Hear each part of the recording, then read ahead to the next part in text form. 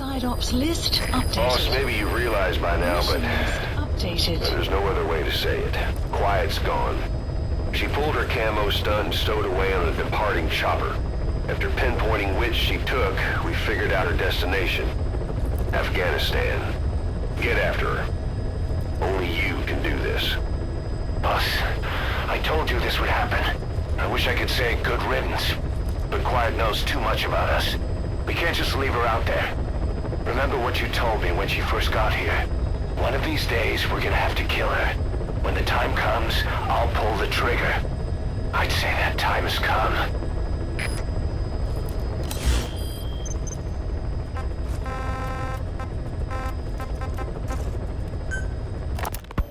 The R&D team's going to take over Emmerich's work. He may be gone, but it won't affect us one bit. We'll be able to deliver whatever you need just like before. You can depend on that. One other thing. I'm tracking his whereabouts. Nothing to report at the moment, though. Let it go. He's gone. The guy's gone. I know. I just want to be sure. Not like I'm losing sleep over this son of a bitch. Open this thing! Huey! Damn it, Huey! Open it now! Please! Let me out! Kill me.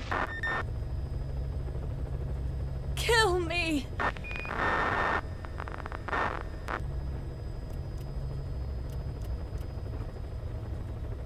If only I'd tried to get out sooner. Perhaps I'd have made it. Why didn't I stop the hatch from closing? Even if it meant losing an arm.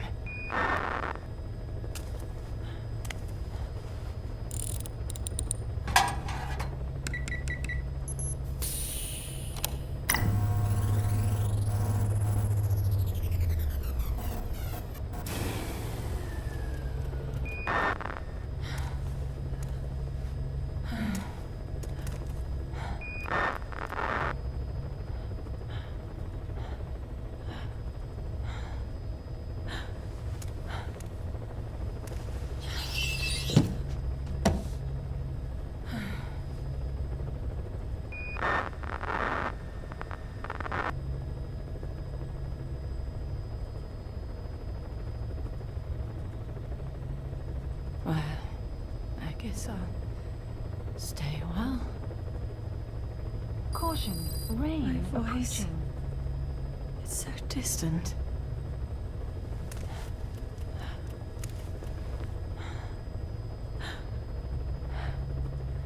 But you can hear me, can't you, Joy? I know you can. You're recording all of this. Deep down in some memory board he'll never find. Duplicating it.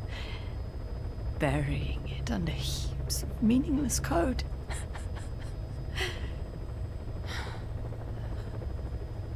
Anyway, I guess I can say what needs to be said.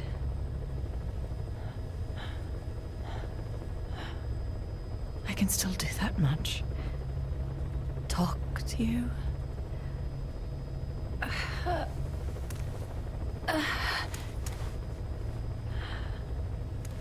Even if I can't face you.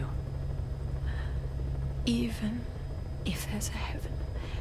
Even if you're waiting there. I don't deserve to see you again. I don't deserve to love you.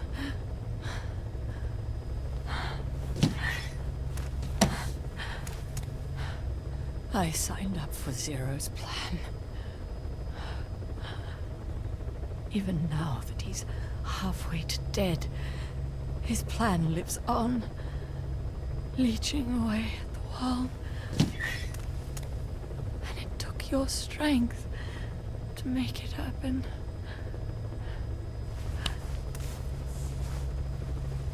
In using you, I put the world in his palm.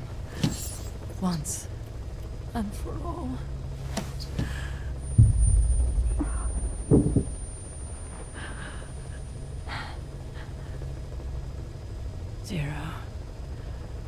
Zero, or whoever it is who's taken taken its name. They found me after the Caribbean. They made me simulate his will, so that even after the body was gone, that will would keep the world turning the way they wanted.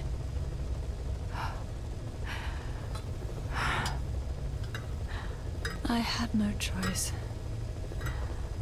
They dredged Lago Cosibolca, pulled up your phantom, forced me to revive and modify you. I thought I could bring you back, but in the end, I sold your will to him.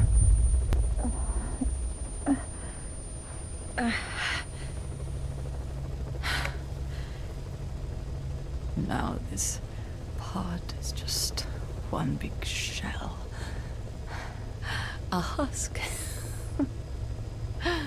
Your phantom's no longer here. As for me, everything I touch turns to ashes. I could never make anyone happy.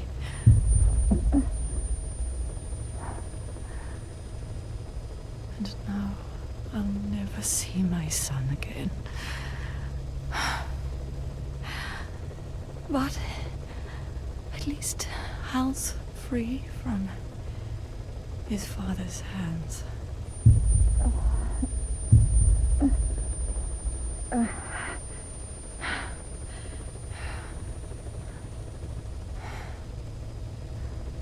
Me, with child. Can you imagine? I wonder how you took the news. Were you jealous? I knew what I was doing. If I could pass your will onto a child I carried, my genes, your beam, a father would be irrelevant. If I did that, that child would be ours.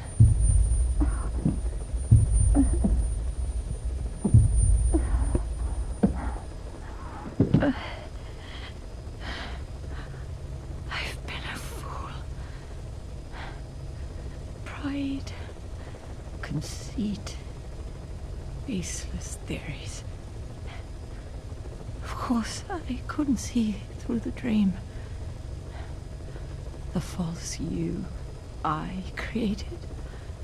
I only wanted to pass your will on to the next generation. But Zero took it away. And now I haven't just lost you.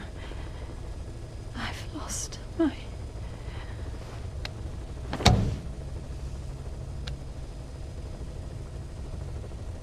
Oh, Hal, can you forgive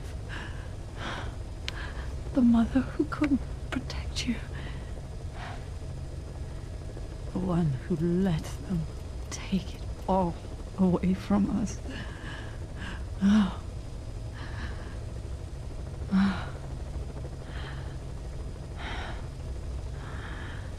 There's still hope. You, the one he took away. He'll never break your will. The will to make this world the way you saw it could be. I buried code, just to be sure. Inside of you, there is an egg. And when someone finds it, when they crack it, there'll be nothing left to stop you. The world you envisioned will become a reality.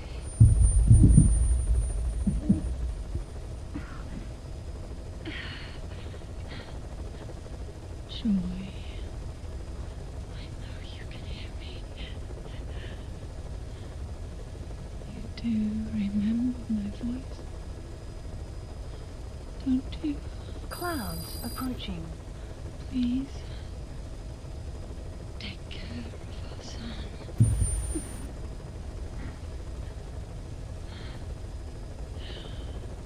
Hal, don't ever be afraid. Whatever happens there, she'll be watching over you. The system, the framework for your world will protect you. You don't need me. You just need to be strong enough for the both of us.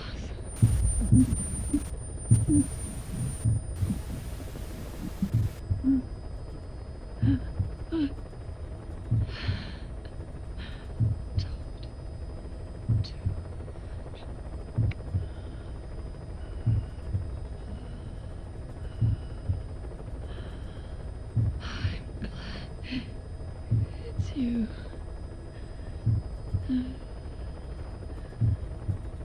Here at the end, I think I hear your pulse.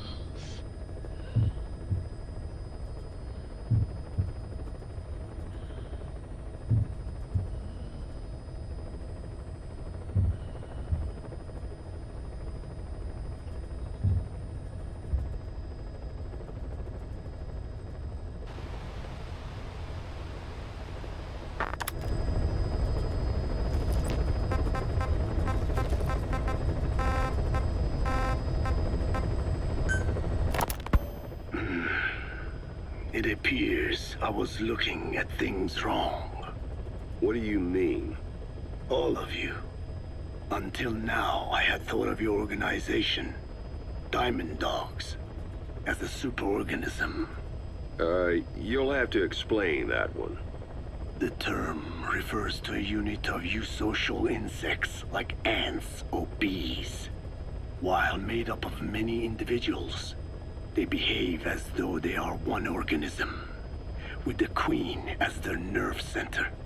The close ties you share here reminded me of that.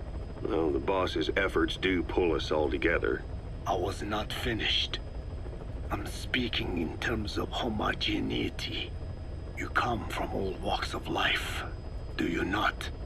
Many races and tongues, talents and pasts, complementing each other, influencing each other, making Diamond Dogs the unique group that it is. Of course. We have no use for mindless drones around here. Is that so? Then perhaps an organization like yours is a truer superorganism than the ants and bees. Meaning? Most organisms adapt to their environment by coexisting with other species. Take the cow, for instance. Its rumen, the first stomach, contains an incredible number of bacteria, which digest the food it has consumed. Without their help, the cow could not break down the fiber in grasses. The cow has to outsource its means of survival to them. You don't say. Man is the same.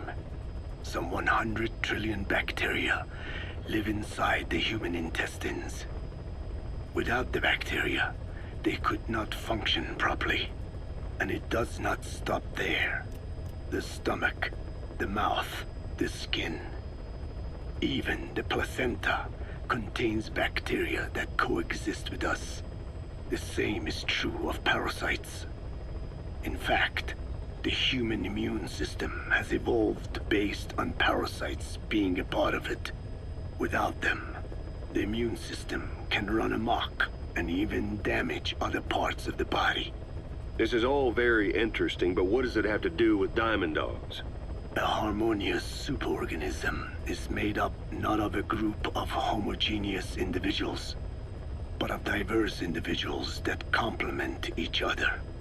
That is what I saw in your group here. Then it occurred to me that man is a superorganism. Man's phenotype is not determined solely by his genetics. Some say if you mapped the genomes of all bacteria in the human body, the result would be over 100 times bigger than the human genome. The sum of man's genome and those of the organisms he coexists with, call it a metagenome, creates the superorganism we know as a human being. Well, now that's quite a leap. You think so? Then try a broader perspective. If our world were a human body, you would be parasites. You make a living by doing the dirty work that the world powers cannot handle themselves. From their perspective, you are likely a nuisance. But without you, pus would build up around the world, and autotoxemia, self-poisoning, would follow. The world needs your kind. Thank goodness for that. Skullfaced forced me to turn parasites into weapons. Creatures with which we are supposed to coexist. Meanwhile, that foundation I worked with focused solely on the human genome, apparently thinking that manipulating it would get them whatever new form they want. Both ways are mistakes. Neither is a true superorganism. I am Dine. By speaking with those living inside me, we enhance one another and enjoy harmonious growth. Such was the original purpose of my research. You have made me remember this. Well, it's an honor. You can travel the world, but you won't find another place like this. If the whole world was like this base, I think the peoples of the world would bid farewell to fighting for good. Maybe that's what the boss wanted in the end.